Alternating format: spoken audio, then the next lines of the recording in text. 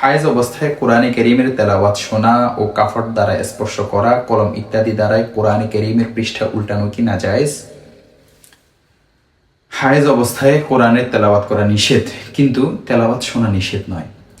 হাদিস শরীফের মধ্যে আছে, আম্মাজান আয়েশা রাদিয়াল্লাহু তাআলা আনহা থেকে বর্ণিত, তিনি বলেন, নবী করিম সাল্লাল্লাহু আলাইহি ওয়াসাল্লাম আমার কোলে হেলান দিয়ে কোরআন তেলাওয়াত করেছেন, আর তখন আমি হায়েজ অবস্থায় ছিলাম। দেখতে পারেন সহিহ বুখারী হাদিস নং 297, সহিহ মুসলিম হাদিস নং 580।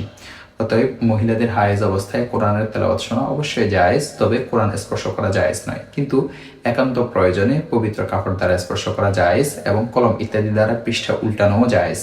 দেখতে পারেন নসরুল বারি শারহে বুখারী 2 নং খণ্ড 184 নং পৃষ্ঠা, আদ-দুরুল মুখতার 1 নং খণ্ড 293 নং পৃষ্ঠা, ফাতাওয়ায়ে আলমগীরি 1 নং খণ্ড 117 নং পৃষ্ঠা, ফাতাওয়ায়ে কাসিমিয়া 1 নং খণ্ড 130 নং পৃষ্ঠা, ফাতাওয়ায়ে রহিমিয়া 4 নং খণ্ড 280 নং পৃষ্ঠা, আহসানুল ফাতাওয়া 2 নং খণ্ড 67 নং পৃষ্ঠা, ফাতহুল কাদির 1 নং খণ্ড 148 নং পৃষ্ঠা, বেহেশতি জওয়ার 2 নং খণ্ড 240 নং পৃষ্ঠা, মারাকিল ফালাহ 77 নং পৃষ্ঠা।